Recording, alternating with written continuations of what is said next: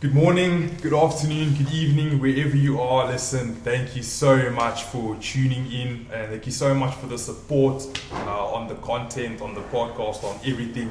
It's been amazing. Listen, if you want to send me DMs, I do answer DMs. But please, if you are enjoying the content, like and subscribe. I'm going to give you 10 seconds. Just quickly subscribe. Now, I think that's actually enough time. Yeah, if you're not subscribed, listen, if I don't get to 10K next year, I'm done. And we're not going to get our favorite schoolboy rugby players. But anyway, without further ado, guys, I hit up this amazing player, right? And he said, listen, Jason, I'm so busy. I'm such an amazing rugby player, but I can make some time for you. I'm down in Kimberley. If you can drive down. I was like, yeah, let's make it happen, broski. Let's make it happen. I have none other than one of Maritzburg College's finest players. That's why I'm wearing this today. Today I have the captain of the Currie Cup winning Griquas. Guys, I have none other than Cebo Dlamini. How do I say your full name, actually? Just so... Firstly, thank you for the introduction. I really appreciate it. No, my full name is Cebo Dlamini. Okay, what does that first name mean? It means God's plan. Okay. I got it from my parents got it from Jeremiah 29:11. Wow. And my birthday was actually on the 29th of November. Okay. So that's how I think they came up with the name and all. Okay. Okay. What does that verse say? Do you know? Yeah, it says, "For I know the plans I have for you, declares the Lord. Plans to prosper you, not to harm you. Plans to give you hope in the future." So I've noticed in my life that verse has carried me out. It's my foundation. Whenever things go a bit pear-shaped or get a bit confusing, I always, go back to that verse and, it gives me that boost or that new hope. So do you think that the name that your parents have given you has sort of come to fruition in your life? Yeah, definitely, for sure. I always know that, God is on my side. I know that he's never, going to leave me nor forsake me. Sure. Excuse me, and I know, obviously, before I was formed in my mother's womb, God had a plan and a purpose for me. So I could stand firm in that and understanding that that's my purpose. It'll always be living for God and inspiring others through that. So wherever it is that I go, I strive to, do exactly that. Wow. That's powerful. But, speaking about your parents, so where exactly are you from? I'm from KwaZulu-Natal. I was born in Teori. Okay. They're in the Zulu land. Oh, wow. My parents are from Mjezi, which is Escorts. Okay. That side of Zulu land. And then I was born in Teori. Then my younger brother, he was born in Richards Bay. Then after he was born, we moved to Greytown, where I spent most of my, primary and a bit of high school there. Then I moved to Maritzburg, I think 2017, if I'm not mistaken. Yeah. I went to Griquas College for a year, and then went to Maritzburg College, I think 2018. So how did you end up going to, so that was your grade 10 year that you ended up going to Maritzburg College. So how did you end up at Maritzburg College? I was actually, growing up, I always played, I went to small schools, and they only had 7s rugby. Oh, wow. Okay. That's why I played centre, because I only knew how to run. Wait, you used to play centre? Yeah, I used to play centre. Obviously, I was a lot smaller and stuff like that, but I used to play centre because there's no scrumming really in 7s rugby. I just knew how to run at the ball and tackle guys. And then when I was at Grace, the only thing I knew was, listen, for me to get a proper shot at this thing, I needed to go to a place with opportunities. And Maritzburg College, I thought, was probably going to be the best place for me. True. So I would train, and there, because it's a small school, you had to play all sports. So even though it was cricket season or hockey season or whatever it might be, after school I'd train, go to the gym, do my thing. And there used to be this touch rugby club for dads there at Grace, and I used to play that. And then I played club rugby at collegians. Okay. And then through that, I played provincial club rugby for KwaZulu-Natal Takers, and then one of my teammates went to Maritzburg College, and the first team coach at the time, I think now he's director of rugby there, or sports, then Maritzburg College now, Ryan Carl. He saw me play, and then he asked me if I would like to come to Maritzburg College, so I took the opportunity. Okay. Were you given the opportunity on scholarship? No, so blessed enough that my parents can afford to go to Maritzburg College. Okay. So that's awesome. it's very hard to get into a school at grade 10, especially, you know, if it's got a plus minus 1,000 boys, because the classes are full, but God made a way for me to get in, and he got me the opportunity, so I went to boarding school there, and it was a great 3 years. Okay. So at what point did you make the transition from playing centre to now playing prop? When I got to Maritzburg College, obviously the goal was always to play first team there and you know, play provincially, and then, you know, see how far I can take it. But my first year there didn't go as planned. I was in the first team squad, and then from there things just kept on rolling backwards, seconds, thirds, and I ended up playing fourths. Wow. But after the June holidays, you know, I carried on working because I still had hope that I'll play first team, and I was in the gym and I injured my knee.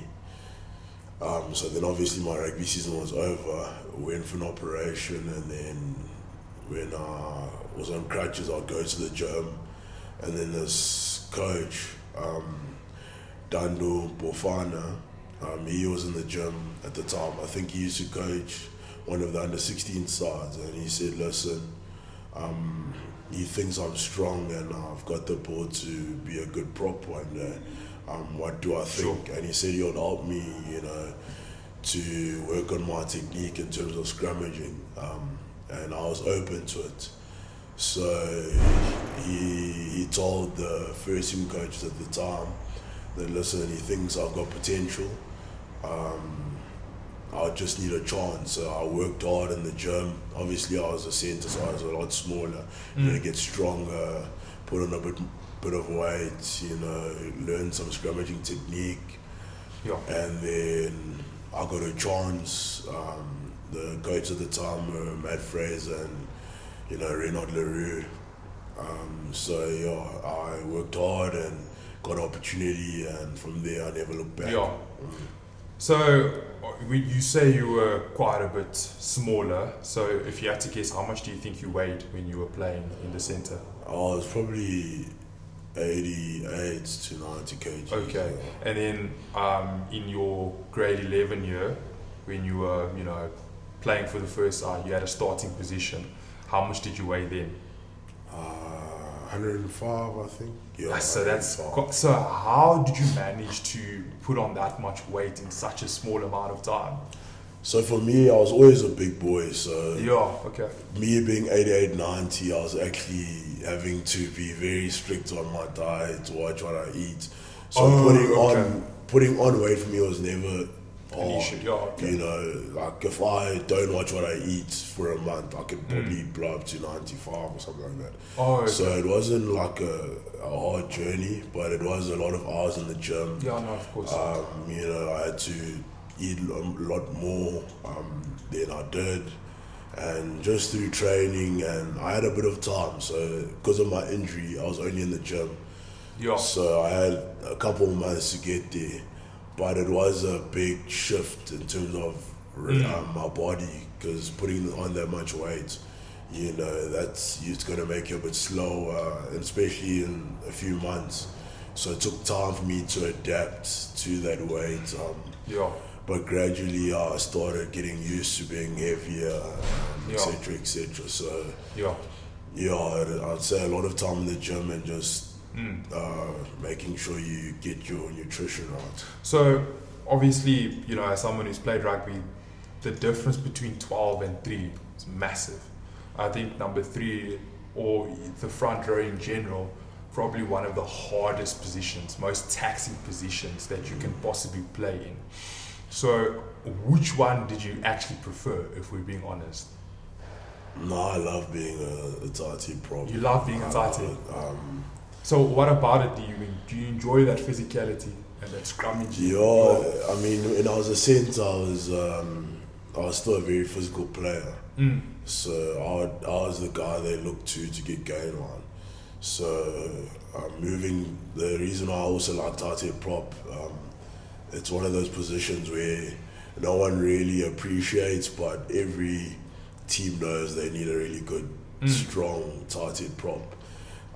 Most coaches say the first position they pick when they pick a team is the tight end prop, and then they'll pick their fly off. So it's a very important position, but it comes with a lot of, sacrifice. You need to sacrifice yourself as a tight end. When you're in an uncomfortable position, in a scrum, I can't bail out because I'm feeling uncomfortable, because that makes my team go backwards. So I like that pressure of I need to give a good base or a good scrum for the team. So that's why I'm enjoying it. Was there anyone in particular that really helped you, make that transition? Any coach? As I started off, it was Dando Pofana. He played Varsity Cup for UCT and UKZN, and he played prop, so he helped me. And then when I moved to the Bulls after Tuks, there's a coach called Maritzburg. He's the under 21 head coach now there at the Bulls. He's had a massive part in me being a prop today. That's where I really learned how to scrum. So obviously, schoolboy, you don't really know how to scrum because you're only allowed to push 1.5 meters.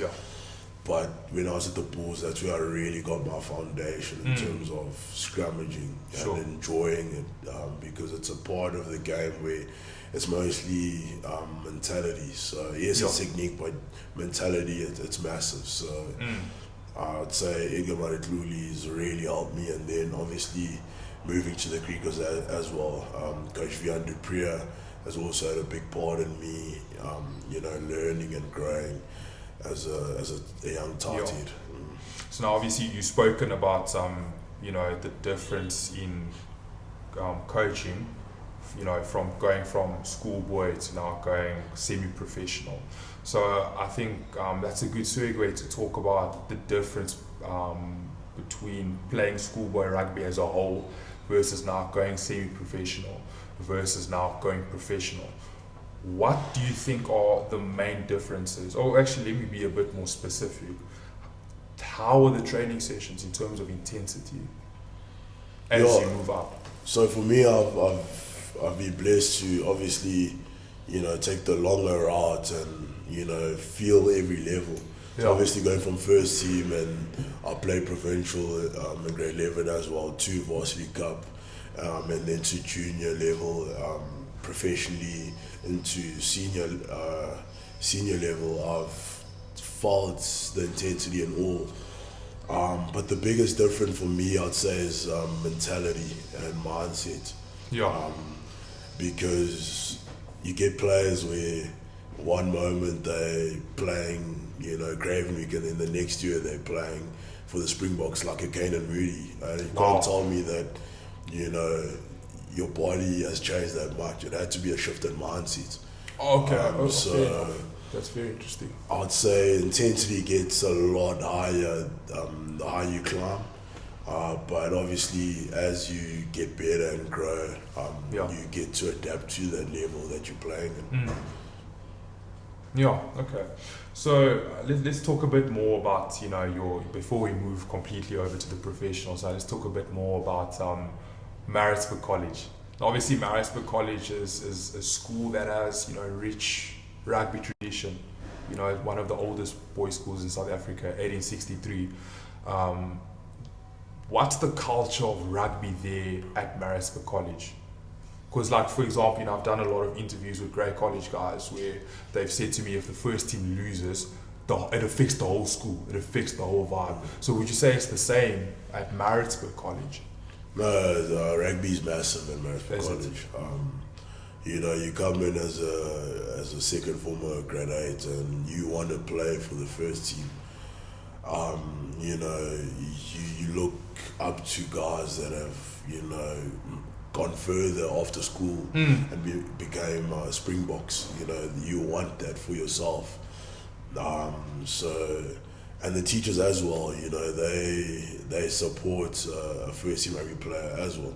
It's not just the coaches. I always used to say on Fridays, you know, some teachers would be a bit more lenient on first team rugby players because they knew that tomorrow they had a big game. And yes, the other age groups are important, the other teams are important, but you know, at the end of the day, you want your first team winning.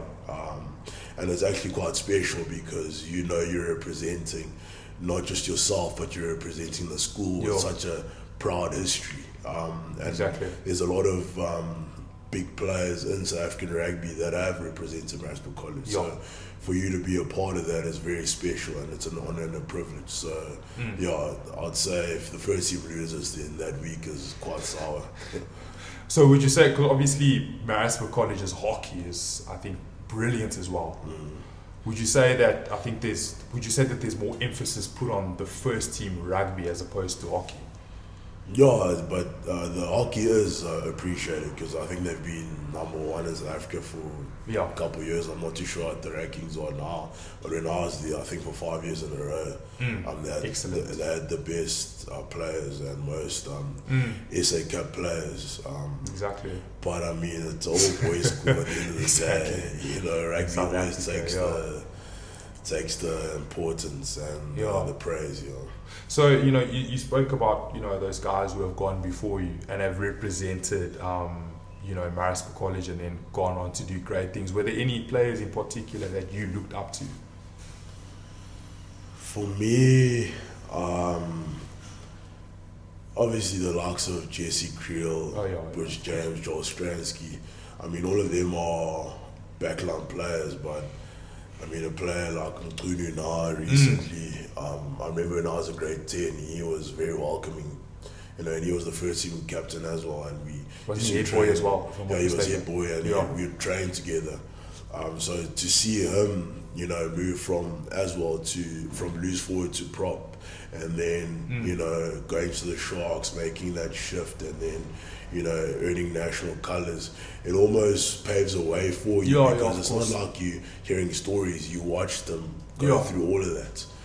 So it almost gives you a sense of, you know, I can do that because you've seen someone model it.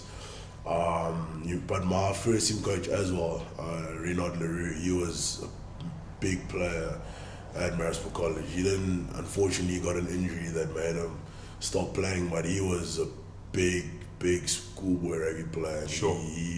He was, you know, really performing. So you get to also want to be that player that makes a difference in an environment. Okay, no, I understand what you're saying. So let's talk a bit about that extended period of time where Maritzburg College just could not get a win over Glenwood. If I'm not mistaken, you've never seen a first team. Well, when you were in school, you never saw the first team beat Glenwood. What was it like playing against Glenwood back in those days? Obviously, it's a bit different now, but... No, playing Glenwood was one of the highlights of the rugby calendar. Yeah. You know, every schoolboy looked forward to that weekend. It was a massive rivalry, and still is today. Yeah. And like till this day, I remember in my grade 11, we played them at Goldstones on our reunion day. It's probably one of my favorite moments at Maritzburg College. And we were so close to ending that, that drought. And unfortunately, our flower threw an intercept pass. I think it was Joe Jonas who got it, and he scored the try, and we ended up losing. But I'd say, you know, probably one of my best memories playing against Glenwood. We didn't get the victories when I played against them, but yeah, it's just one of those things, you know. but it's always special to be a part of that fixture. So, did you guys go into the games believing that you could do it? Because, you know, looking at a side like 2018 Glenwood, where they had Hendricks, they had an unbelievable side, you know, Conan Lafleur, those sort of players. Did you guys fancy your chances to actually win? No, for me and my grade 11 year, we definitely had enough talent in the team to beat them. And you almost I think the biggest challenge that the players needed to, you know, to really take in is that obviously they have the mental edge of we haven't beaten them in so many years. So them getting the belief that we can end this drought was probably the biggest task. But in terms of talent in the room, we definitely had the talent. It's just we needed to perform on the field and, you know, do our jobs to the best of our abilities. So I'd say you definitely don't go into a game thinking that you're going to end up second best. You try and win the game. So I think it just happens that, you know, the result, you know, one team has to win and one team has to lose. It's just, obviously you want to be the team that comes out on top. That's the game of rugby. So besides Glenwood, was there a team that you found difficult to play against?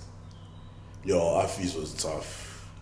You guys must play Afis was a very tough. Would you say that they were actually harder than Glenwood? No, those Pretoria boys, they're big boys. They're a proud school. That was a tough fixture for us, and in that game we played against them, we received a harding. But in that first half we lost 5 of our star players. Was this 2019 now? 2019, Grade yes. 11, okay. That was always a good fixture. But any KZN derby was special. I mean, Westville was always a nice one. Hilton was also a nice one to play. And then Currie College, you know, those are fixtures that you wanted to be a part of. Yeah. So it's definitely, I'd say all fixtures we played were fixtures that you really wanted to be involved in, because there was always a rivalry between the schools. Would you say Glenwood and Maritzburg College is the biggest derby in KwaZulu-Natal? Yeah, without a doubt, yes. Would you say you reckon it's bigger than Michaelhouse Hilton? Yeah, without a doubt. You reckon? Yeah, definitely. So would you say that how's the vibe, you know, going into a game like that? It must be electric. No, the week is big. Yeah. I mean, you get all boys flying in from all over the world. Wow, to see this derby.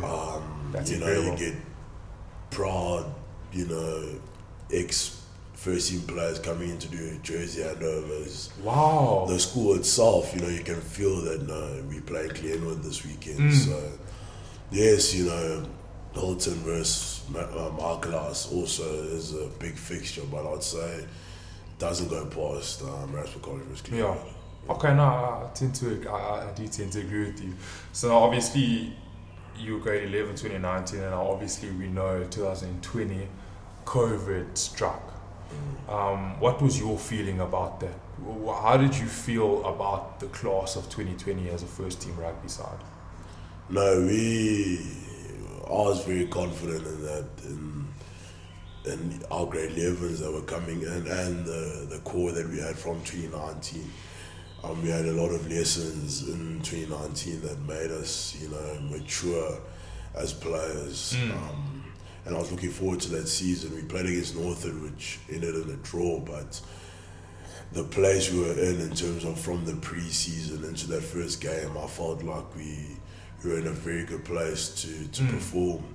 So for the 2020 season to get canned like that it was quite disappointing. But you know, everything happens for a reason, and I mean everyone was affected by that, not just rugby players. Okay, I hear you. So now you've matriculated 2020.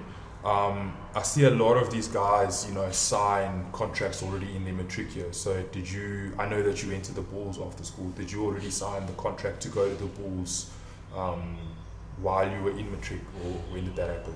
No, I actually wasn't contracted after school. So obviously I was banking on that season of 2020 to get my name out there. I was never a big name. I was probably not a big name now as well, but no, don't say that. No, not at all. But I remember lockdown, I'm thinking, I don't know what the next step's going to be. But my brother, he's a basketball player. We used to train, hoping that we would still get a season.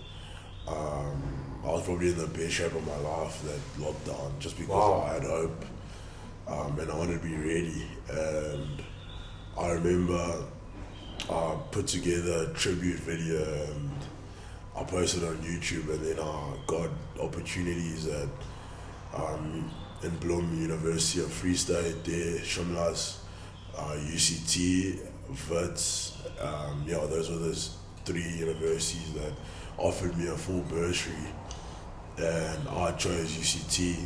And my goal though was, even though I came in as a 19-year-old, I didn't want to play young guns, I wanted to play Varsity Cup straight.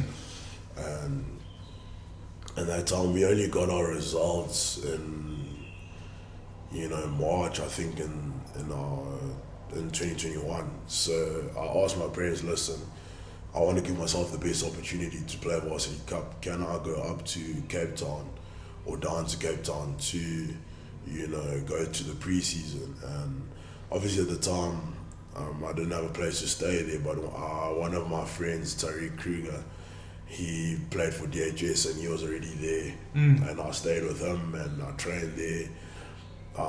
And then I got injured, my ankle, and then when the results came back, I found out that I didn't get enough points to qualify. So then I lost my bursary, and I remember that day I went back to Tariq's place and I was like, God, I need you to make a way now. I don't know what's going to happen. And obviously they've given away my scholarship at the other universities. Wow. So I was in a situation where I didn't know what was going to happen, and I slept, and then I woke up, and then my first team forwards coach called me, and then he said, no, don't worry, Tuks needs a prop for Varsity Cup. You're able to go up there? And I was like, yeah, definitely. Flew there the next day, and I was still doing rehab, but the coach there was, he backed me, gave me an opportunity, and how the Bulls opportunity ended up happening. And that's why I think Pretoria was literally, a place where God wanted me to be. Sure. I was on the sideline walking. The team was playing a warm-up game against UJ. Obviously I was sidelined through injury, and I was walking and someone called my name. It was like, Cebo Dlamini, and I thought, no, maybe I'm hearing things, and I carried on walking, and then he said it again. And I'm like, how does someone know me? I've just been here for a week. Yeah. And then I went to him and he introduced himself, and he said he's the junior director of rugby at the Bulls, and he said he wants me to play under 20 for him off the Varsity Cup, and that caught me by shock. I mean, the last time I played rugby was that Northwood game in the Trick. Sure. How does he know me?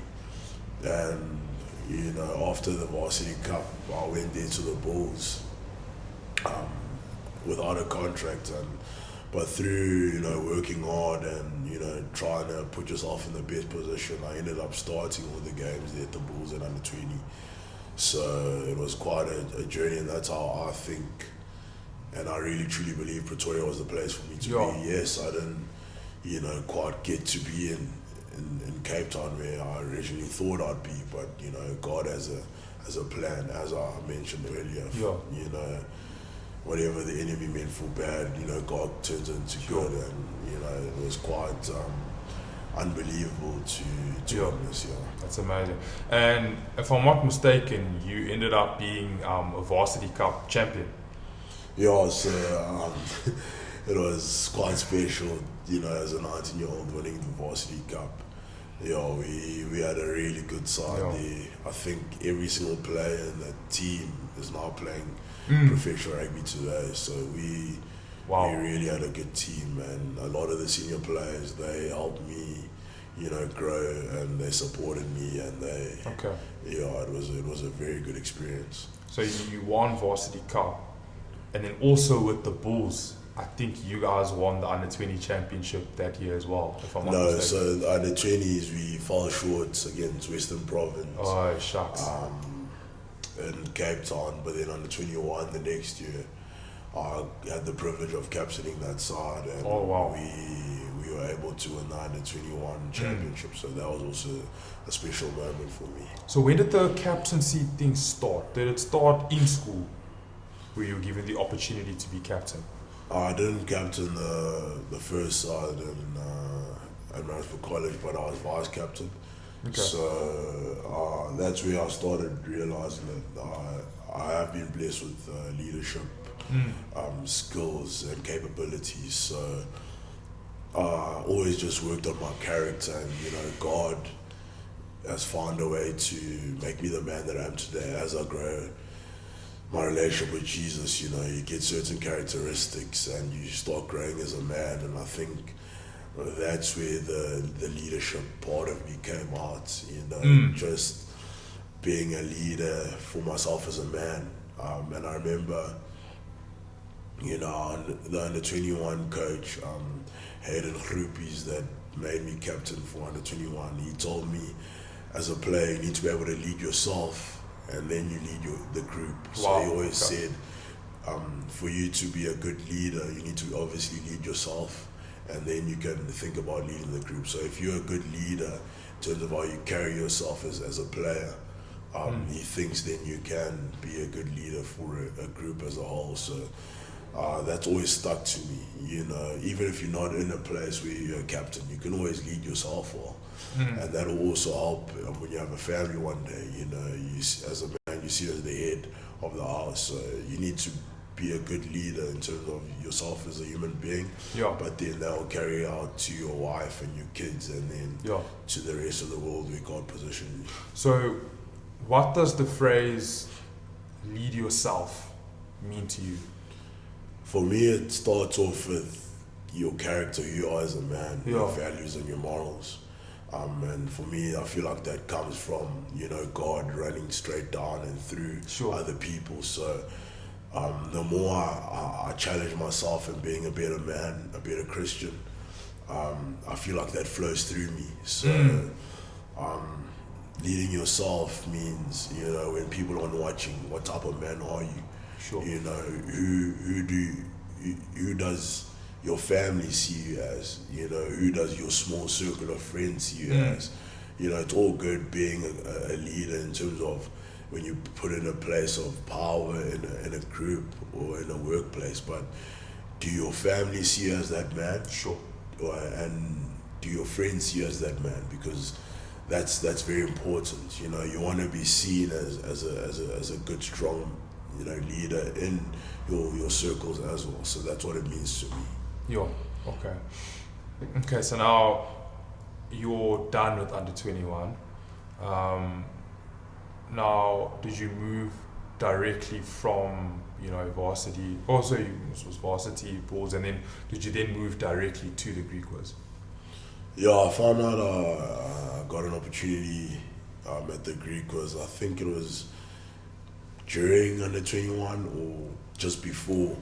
I remember sitting with my agent. He said, the Griquas are interested in having you. And I remember when I first got to the Bulls, Coach Edgar told me that you get players that are blessed to go straight from junior rugby in a big union and go straight to URC. But he said there are also players that need to go via Griquas, and then build themselves into becoming, big union players.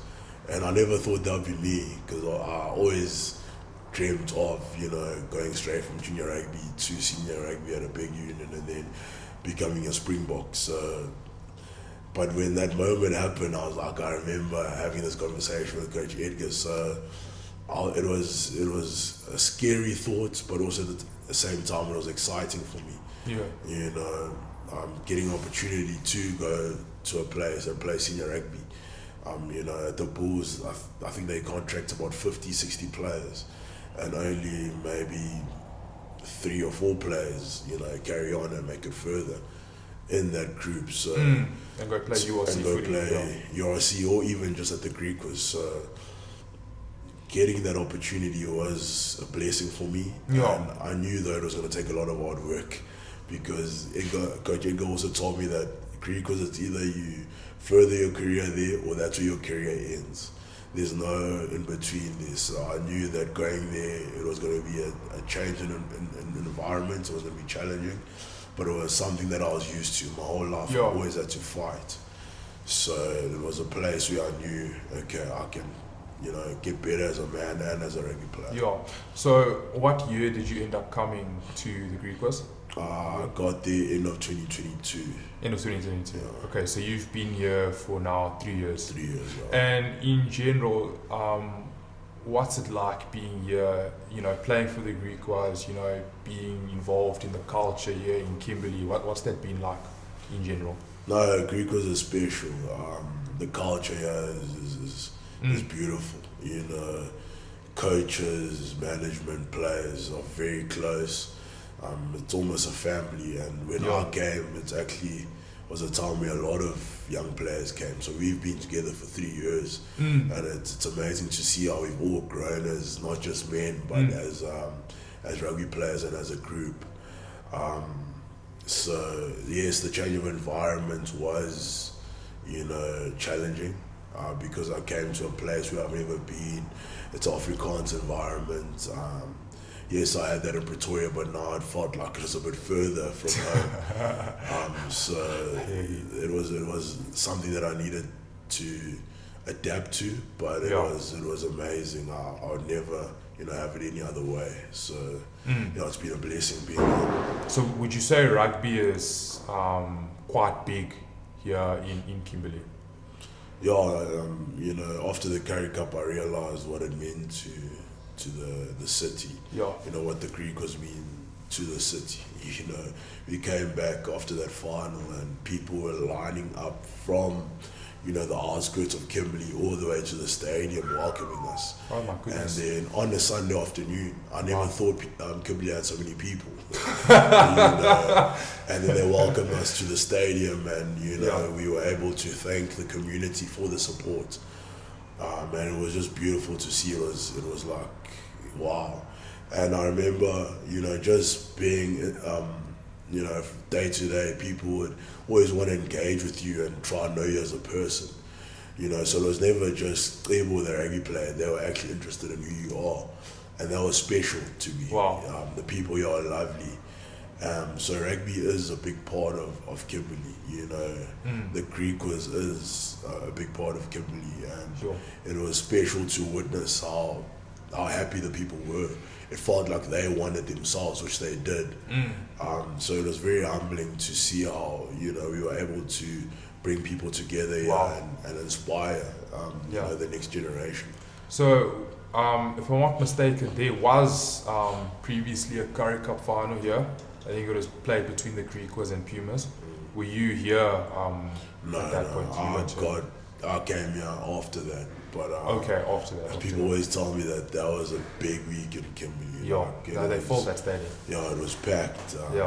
Cars were parked all the way down the streets. The whole week, the build-up itself was an amazing thing that people said happened. So I think that was also a glimpse of just how important Griquas is to the community. So obviously this year, you guys managed to lift silverware. Currie Cup for the first time in 55 years, which is massive. My flippant parents aren't even that old. So what was it like playing in the final? That must have been nerve-wracking. No, I remember I spoke to a couple of my boys, Nombo and Eddie and Yanku and George, and I was telling them, listen, I'm very nervous. Is it? Like I remember that week, I was struggling to sleep. Wow. I couldn't sleep. But it was because, I remember as a kid, I watched the 2015 Currie Cup final at Ellis Park. It was the Lions versus Western Province. I didn't watch it there, but I watched it on TV, and I remember I've watched that game probably over 10 times. Because when I used to watch it, I used to envision myself being there. And when the moment came where I would play in a final at Ellis Park against the Lions, it was almost like I'm reliving that moment that I dreamt of. So it was very humbling. It was a big honor and privilege, but the pressure was big I can imagine. because all of us really, we've had such tough journeys. We all players that have been overlooked. We've all had to fight our whole careers. So it was, as I said, we've all been together for 3 years. So we wanted this, not just for ourselves, but for us as a group, saying all the things we've endured and had to fight through. We wanted to feel like it was worth it. And the only way was to win the Currie Cup. So it was special. So just run me through that game. So were you nervous about the fact that you were having to now play at Ellis Park? Or for you, does it not make any difference whether you're playing at the Suzuki Stadium or Ellis Park? For me, it was playing at Ellis Park. It was, Coach Pete said, it's like the Hollywood of rugby. So that was special for me. Yes, it would have been great to play in front of the Kimberley faithful, but playing there, it's everyone's dream to play in a Currie Cup final at Ellis Park. So yes, it was nerve-wracking, but as soon as the game started, you knew this is exactly where I need to be, and the nerves just come out of you, and you start to express yourself and be in the moment. Yeah. So what was it like, playing against the Lions? Do you feel like on the day they were there? No, they wanted to win it as well. It was a battle. It was a battle. They were hurting from 2024 against the Sharks. Sure. Where they snatched it from them in the last dying seconds of the game. So we knew that they were going to come out firing. And they came out firing. And they definitely did. But for me, what was amazing to see is how the boys embraced that challenge. Sure. On paper, we were never meant to beat them. But the character I saw in the men on that field was exceptional. Just to take the challenge and impose themselves physically on a dominant Lions pack, and it was lovely to see how such a young pack like ourselves and such a young team like ourselves could express themselves and dominate most parts of the game. Yeah. So final whistle blows and the final score reads the Griquas just won their first Currie Cup in 55 years. What's your first reaction? No, first thing I thought of was just thanking God, giving glory to God, because I actually received a promise at the start of the year that we would win the Currie Cup. Wow. And I honestly stood firm on that. Sure. And I remember I used to talk to my friends and I'd tell them, listen, we're going to win the Currie Cup this year. And that was just a promise that God gave me. But the challenge was to make the group believe that, and Coach Pete also felt the same way. He really truly believed we were going to win the Currie Cup, and when I was named captain, it was like, wow. Okay, the head coach believes that, and the captain believes that. Now it's about getting the group to believe that, and the core members of the leadership group also believe the same thing. So that was a mindset that was flowing from coach all the way to the bottom. Yeah. And what do you think it was difficult to install that mindset amongst the old squad? Yes, because our first game we played against the Pumas and we lost by 40 points. So it was almost like Coach Pete had to try again and get the belief in terms of. But what was special was he broke it down to us, to get us to believe. Because yes, that was the vision, but he had to find a way for us to understand this is where we are and this is how we're going to get there. But what he did was he made sure that the core group, believed, and the language and the mindset was instilled in us to, make it flow into the group. So I think, that was the challenge, and I think we delivered it quite well. So would you say that the difference between the Griquas that lost by 40 points to the Pumas and the Griquas that won the Currie Cup was mainly just the mindset. Yeah, it was a mindset. The game of rugby is a mindset.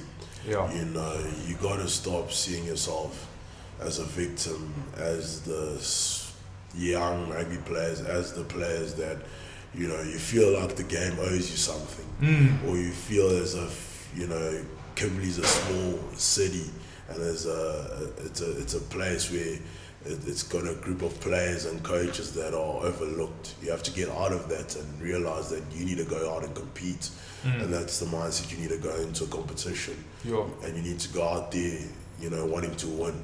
So I think once we started realizing that listen, we need to go out there and want to dominate, and you need to go out there to compete and to win. Once you get that right, everything follows. And obviously the process needs to be a training. That's how you want to train. You need to train like a winner. You need to train like a champion already. And then that just flows into a good season and lifting silverware at the end. So, at any stage in your rugby career, you know, playing Varsity Cup, or at any stage where you were captain, you more started being captain at under 21 level, and now obviously you were named captain now. Was there any stage where you felt inadequate or that you weren't necessarily worthy of being the captain? No, I've always believed that, you know, as I said, my name is God's plan. Wow. And I stand firm on that verse, Jeremiah 29:11. And I always knew that I was chosen, you know, for a time such as this. And I knew that God is going to do some great and phenomenal things in my life. So in terms of me as a man and as a person, I've always known that it's Jesus who lives in me, and I can express that to other people. Sure. So in terms of feeling inadequate, yes, sometimes that thought creeps in, but then you know who your father is, and that's God. Captive. And you know, that's the most, you know, that's the firmest foundation I can stand on, and that's my solid rock. So the doubt ends up leaving at the end of the day. So if you had to guess, what do you think the average age is of the Griquas squad from this year? I'd say 25. 24, 25. Oh, okay. Obviously we do have George Whitehead, and we had Tuks that was, I think, in their mid-30s, but the bulk of the group was about 24, 25. So how do you feel about you know, leading guys that, you know, are quite a bit older than you? No, it was a challenge, but I knew I had a great bunch of leaders around me and a good support system, and that made me comfortable and that made it enjoyable for me. So I knew I had great leaders around me, and we all just worked together. You know, for a place to be successful, you can't just have one guy. You need a solid group of people with the same mindset and going into the same direction. So that made it quite a great experience for me, knowing that I had the likes of George Whitehead, Nombos Ndaba, Yanku Ace, you know, Carl Ellis, Derek Pretorius, you know, Dashes Kriya around me, you know, and we could bounce off each other. So now, obviously, the season's done, and now you're going on loan to the Sharks, if I'm not mistaken. So, you know, for us that are not professionals, can you just explain to us, like, what's the process of, you know, going on loan? It's pretty much, I remember it was probably just before the playoffs.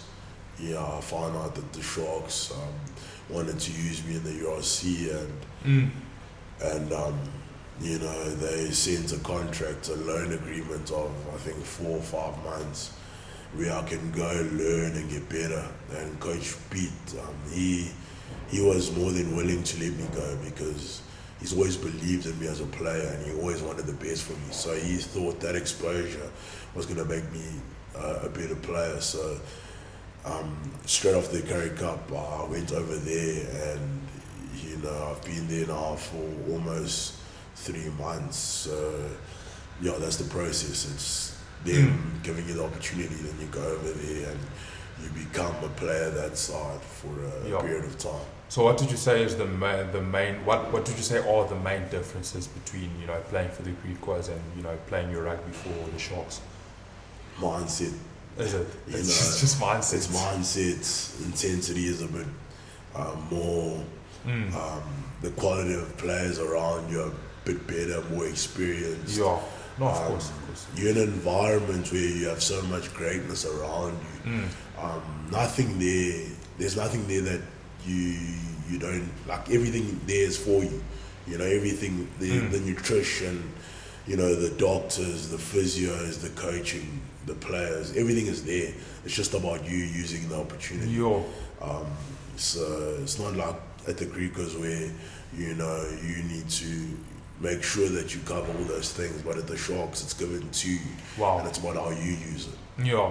So obviously we know that, you know, the Sharks is incredibly stacked. Do you ever get starstruck when you're around like these big players, you know, these cap Springboks? Yeah, no, for me it was quite I remember that first meeting after tour when they just finished the rugby championship and we were meeting together as a squad for the first time. And you're in a room with great players. You know, the Springbok captain is sitting right next to you. Wow. You know, the most capped Springbok is sitting right next to you. I mean, you have so many double World Cup champions in the same room. You know, you have the likes of Oxen Chair, the best Lucien in the world, you know, right next to you. So for me it was, you know, I saw it as God showing me who I can be one day, and I saw it as God's putting me in the environment to learn so I can become one of those players. So it was very humbling, and it's a great experience to be in a room where you can, you know, rub shoulders with those players and learn from them. Do you look at someone, for example, like Oxen Chair as a role model? Because I think he's also sort of taken a bit of the longer route, where I think he spent the bulk of his career playing his footy at the Cheetahs, for example, which is obviously a big team, but it's not like the URC guys. So do you look at somebody, especially, you know, because he plays in your position, you know, do you look at somebody like him as a role model? Yeah, for sure. He's someone I can draw inspiration from. I mean, we have the same type of builds, same height, you know, so, and he's taken that route. He played for Shimlas into Cheetahs and then got his opportunity in the Sharks and then became a great Springbok, and he's the core of the Springboks right now. So he's definitely someone that I always look to learn from and you know, surround myself with, you know. So it's an honor and a privilege to be able to have conversations with a player like that. Yeah. Were they welcoming of you when you arrived at the Sharks, or did they give you a bit of a hard time? No, they're very welcoming group. You know, the culture is very similar to the Griquas. Obviously, there's a lot of players in different stages of their career, but they're welcoming. You know, they are fitted right in, and you know, they all very humble. They see you as one of them, so they didn't really give me a hard time. You know, I've stuck right in and they welcome me. Have you had the opportunity to play a game or two for the Sharks yet? Yeah, I made my debut against the Dragons, the second game of the season. So I've tasted what it's like to play URC, but I'd love to get more opportunity and you know, showcase my talent. Sure. So what's is the jump in competition, you know, from playing in the Currie Cup to now playing in the URC? How big is the jump in terms of the quality of the opposition that you're playing? No, the margin for error is very small. Very slim, You make an error, it ends up in 3, 5 or 7 points. So teams are a lot more structured, a lot more, you know, in terms of they're better players and they have better systems. So you need to understand that the intensity is higher and the margin for error is a lot smaller. So you need to know your role in the team and you need to do your job. If you fail to do that, then that pressure will squeeze you and you won't be able to play at that level. Yeah. So would you like to eventually end up, you know, playing for the show? Like, what's your dream union, if I can ask you that question? Because I know you're from KwaZulu-Natal, so obviously the Sharks are the team that we support. So is there a specific side that you would love to end up playing for? No, I'd love to play for the Sharks. I'd love to play plus 100 games for them. I always looked up to Beast as well, and he's someone that I, got inspiration from as a youngster in KwaZulu-Natal. So the Sharks definitely feels like home for me, but God has a plan for me. So I'm just wherever He wants me to be. I kind of just follow that. But the Sharks is definitely a place I'd love to play a big portion of my rugby at. So tell me, when you played, got the opportunity to play some footy against the Dragons, did you at any point feel like you were out of your depth, where you were like, shucks, I think I have a lot of learning left to do? Or did you feel like you fit in quite well? No, I definitely felt like I didn't feel out of place. I felt like I could do this and I could dominate at that level. I'd say the only thing that I'd need to get better at is probably, moving fast and getting my fitness at that level. But that's always the big challenge, whichever level you climb up to. Getting used to the pace of the game. And I think once I keep training at that intensity and, improving my fitness and conditioning, that'll all come together. But in terms of physical ability and, in terms of scrummaging and set piece and collisions, I think I can dominate that space. So tell me, obviously KwaZulu-Natal is very humid, so the conditions are very, you don't really get those sort of conditions anywhere else in South Africa, or at least not to that extent. So, training in those conditions, does it have any sort of effect on you versus, because obviously, playing your rugby for Pretoria or, playing here, it's a bit more dry, if that makes sense. So do those conditions have any sort of impact on you? Well, Kimberley is a very odd place. As you mentioned, it's dry. It's quite tough training. You get days where you have to train at a temperature of 40 degrees. Wow. But the challenge in Durban is that it's hot, but it's also very humid, as you mentioned. Extremely. So the ball sometimes is a bit damp. And, a lot of teams come to Durban, they want to play a running game, which is very tough. To win the game in Durban, you got to play a kicking game. You got to play up the field. So, yes, it takes time to adapt to not just the heat, but just the humidity itself. But I'm from KZN at the end of the day, so it took me a week or two to get used to. Okay, so I think let's talk a bit more about, because one thing that I've noticed from speaking to you is that you're somebody who takes his faith extremely seriously, takes his walk with the Lord extremely seriously. So I want to unpack that a little bit. So did you grow up in a house where, Christianity was something that was emphasized in your upbringing? Yeah, that's a big blessing, and I thank God for it. I grew up in a household where both our parents are born again Christians. I grew up in a house where, we put God first and we want Him to be the center. I grew up in a house where, we really wanted to, give honor and glory to God and live for Jesus. And, Sunday was you always knew Sunday you needed to go to church. Non-negotiable. To non-negotiable. And I think my parents for that. When I was young, I never understood it. But they were creating a space for me where I know where my home is. Because they knew that, I was going to leave home one day. But they made me understand that my home is the church. So wherever I go, my first priority is I need to find a church in that area. So I'm massively grateful for that. And being able to be in a household where, Christianity is a big part of it, it made it easier for me to choose Jesus for myself when I was in matric, and that was a decision that I think, changed me as a man, and it's been everything for me. So I'm extremely grateful for that. So you gave your life to the Lord in 2020. Yeah, that's when I came. So what made you decide to make that decision? As a man in this day and age, you kind of think that your purpose is what you do because that's what people value you for. Wow. That's what you think people value you for.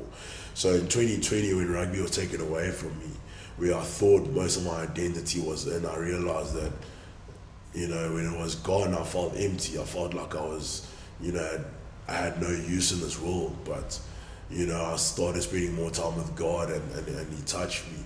And I never looked back ever since. I've been on fire for Jesus. So as soon as, I realized that my identity relies in Christ, and that's my firm foundation. Sure. A lot of things may move and shift in the world, but I never shift because I know, God's word is what I stand on, and God's presence is what I stand on. That's my comfort, and the Holy Spirit is my comfort. So, yes, things may go pear-shaped now and then, or the vision might not seem as clear, but you always go back to the word, and you always go back to God, and that sort of gives you that safe space, and you always can, be confident knowing that, God is the director of your footsteps, and you can just follow Him. Yeah.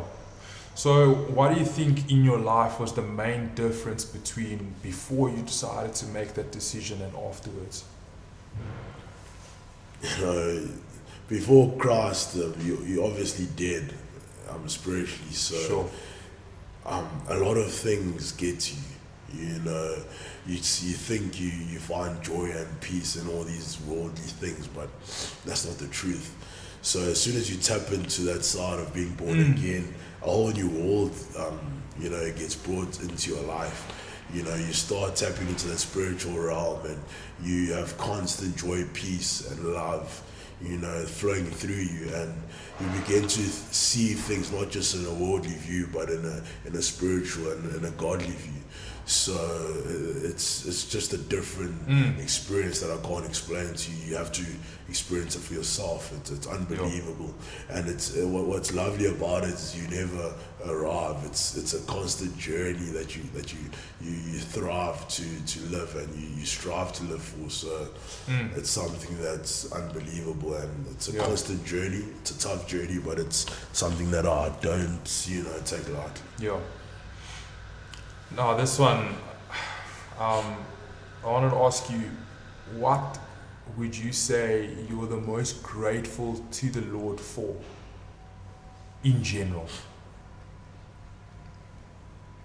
It's probably Him placing me in the journey that I've had to be in.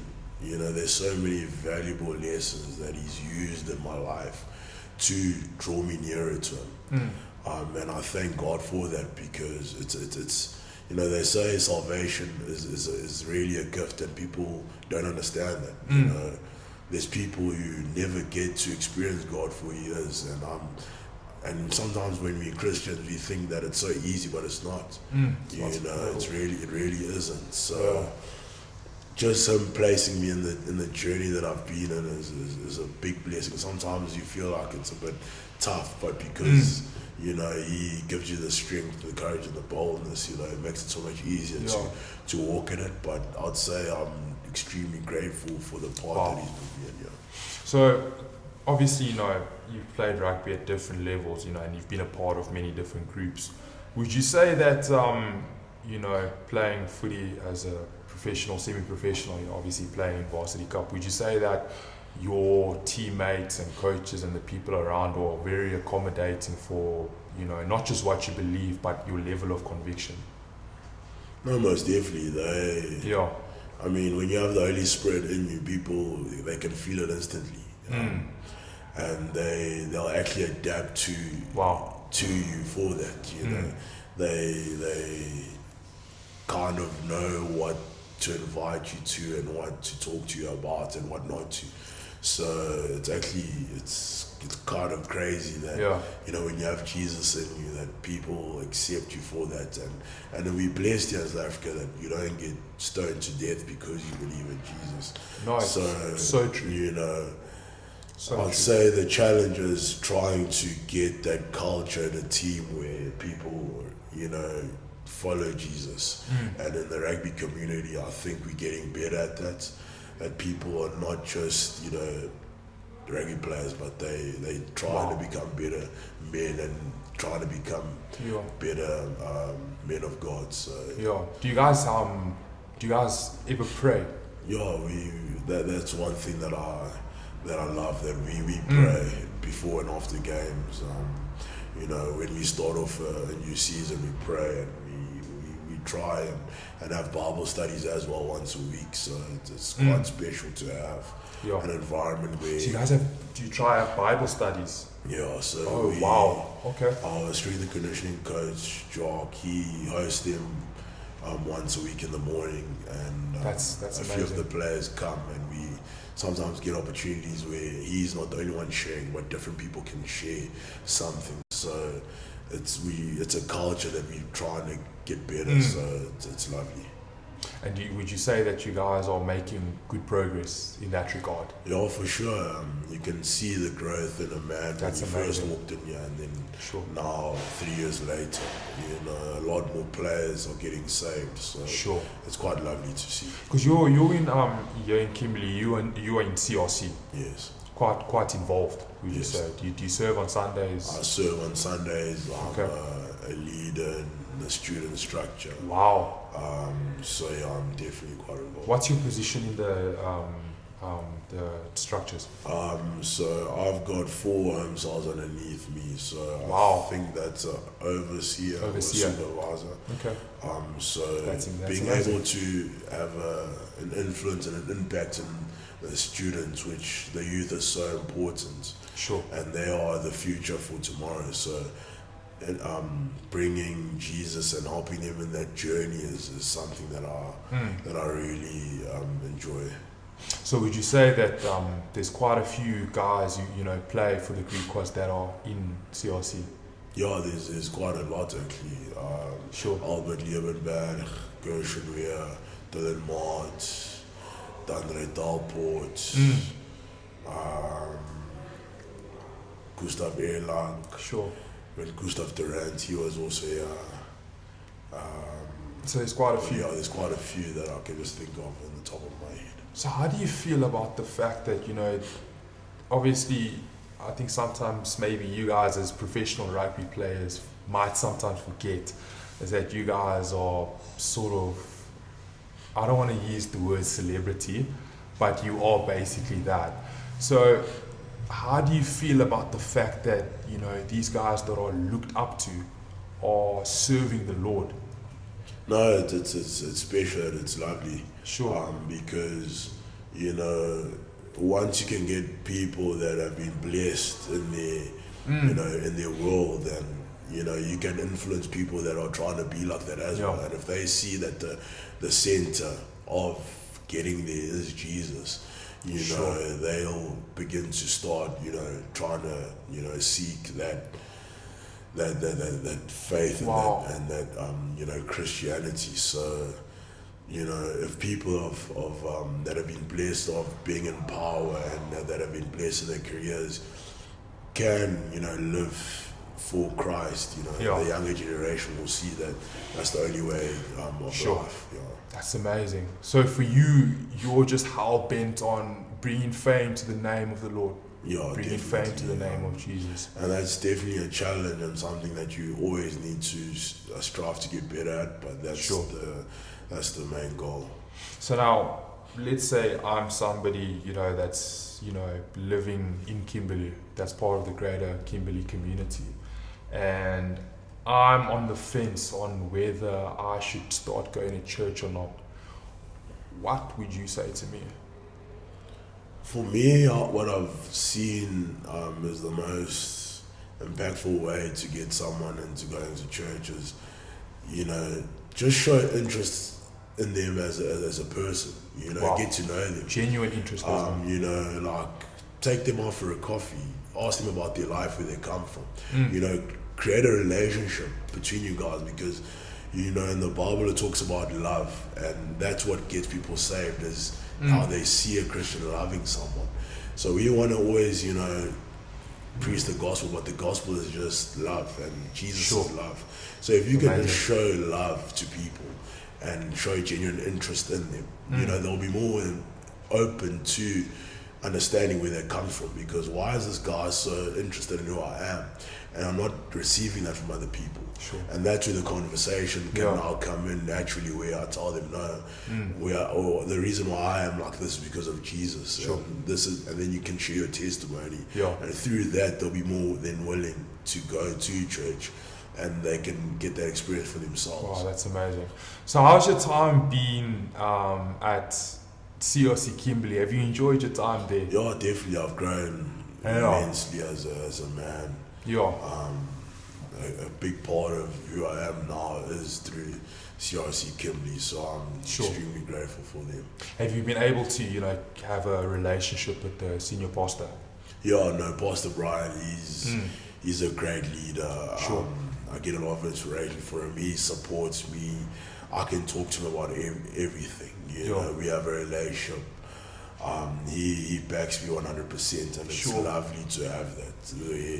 You know, I have someone in my corner who's praying for me, who's challenging me to be a better man and a better, man of God, and he's making sure that I don't take it for granted, and I can be the best version that God has called me to be. So if you had to describe CRC Kimberley in a nutshell, how would you then describe like the culture of the church, for example? No, CRC, they just hungry for Jesus. They wanna, it's all about souls at the end of the day. When they're lost at any cost. When they're lost at any cost, mend the nets. It's all about people at the end of the day. Yeah. So the more that you realize that the gospel is not just for you. Wow. The gospel is for the people. Yo.